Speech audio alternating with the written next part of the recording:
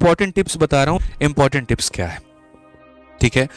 ये मेरा यूनिफॉर्म है, आपको दिख रहा है, ये मैंने कमाया। लेकिन मैंने कब कमाया? 2 साल की कड़ी मेहनत से। मुझे पता है कि मैंने अपने परिवार में कितने इवेंट खोए। मुझे पता है कि मेरे रिलेशंस में ऐसे ऐसे लोग थे जो काफ़ी मेरे करीब थे, जिनकी शादी तक भी हुई। उसके बाद में उनके घर में और भी काफ़ी सारे स्पेशल इवेंट्स हुए, लेकिन मैं कभी नहीं गया। मुझे पता है मैंने अपने घर में कितने छठ और कितने दिवाली छोड़े हैं, ठीक है। जब कोरोना में सारे के सारे लोग घर की तरफ पलायन कर रहे थे ना, हमने ये मन में ठान लिया था साला मरना मंजूर है यहाँ पे, लेकिन बेरोजगारी के साथ में घर नहीं जाएंगे।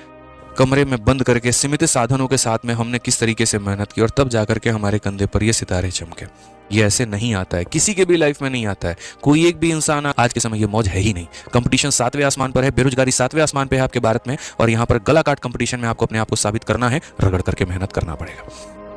इसी के साथ मैं आपको ये छोटी छोटी बातें, इंपॉर्टेंट टिप्स बताऊंगा कि सबसे पहले टारगेट करो कि आपका सिलेबस कंप्लीट हो, पूरा कंप्लीट करना है, 1% भी कहीं नहीं छोड़ना है। कोई नहीं मेरे भाई, जितना हो सकता है फोकस करो। काफी ऐसे लोग होते हैं ना, भटकते हैं, ठीक है। अरे वो सेक्शनल दे देते हैं, जीएस को क्या करेंगे, वन लाइनर फैक्ट के साथ में कंप्लीट करने की कोशिश करेंगे, ठीक है। वो 500 वन लाइनर आया उसको खत्म कर लेते हैं, वो 200 वन लाइनर आया उसे खत्म कर लेते हैं, और बाकी डेप्थ लेवल तक जाएंगे नहीं। अब बहुत डेप्थ लेवल में भी नहीं जा सकते, लेकिन एटलीस्ट पढ़ तो सकते हो।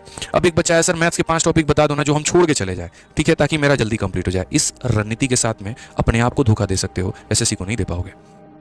ये मेरे से लिखवा लो तुम यहाँ पे, इतना वास्तविकता मान के चलो ना। उल्टा मेरे से ये पूछ लो, सर 8 घंटे पढ़ रहे हैं, 4 घंटे में और बढ़ा दूंगा, मैं 12 घंटे पढ़ूंगा। सर ये बता दो मेरी प्रायोरिटी क्या हो, ताकि मेरा पूरा का पूरा सिलेबस भी कंप्लीट हो और अच्छे से मेरा सिलेक्शन हो पाए। तो सिलेबस कंप्लीट करना पड़ेगा, इसका कोई शॉर्टकट नहीं है। समझ में आ गया बात? मास्टर वाली बात नहीं बात करूंगा, सिलेक्टेड कैंडिडेट वाली बात बोल रहा हूं, और वो सिंपल है भैया, करना है तो करना है, कुछ नहीं कर सकते। दूसरा, टारगेट करो अपने वीक पॉइंट्स को। आप में से बहुत सारे बच्चे मॉक टेस्ट देते हैं, उसमें साफ तौर पर स्कैन करके सीधा सीधा आपका वीक पॉइंट दे दिया जाता है। लेकिन कितना मजाल ऐसा है कि उस मॉक टेस्ट के स्कोर के आधार पर, उसके एनालिसिस के आधार पर आप अपने कमियों पर काम करते हो कभी नहीं करते। और ये सबसे बड़ी गलती होती है। जो चीज वीक था उसको वीक ही छोड़ दिया। स्कोर 130 पे अटका पड़ा, आगे नहीं बढ़ रहा, फर्क नहीं पड़ता। 4 लोगों से पूछोगे, 5वें की स्ट्रेटजी देखोगे, लेकिन मजाल है जो अपने वीक टॉपिक पर काम कर दो। क्यों बोरिंग लगता है? जीएस बोरिंग लगता है पढ़ने में? अरे बोरिंग तुम्हें लगता है, सबको लगता है मेरे भाई, ऐसा थोड़ी है यहाँ पे। मजबूरी मान लो, शौक मान लो, करना है तो करना पड़ेगा। हमें भी बोरिंग लगता था जीएस यार, लेकिन हमें इतना समझ में आ गया कि अगर ये सर पे चढ़ानी है ना, तो मेरे भाई यहाँ पर अपने बोरिंग चीजों को दूर करना पड़ेगा।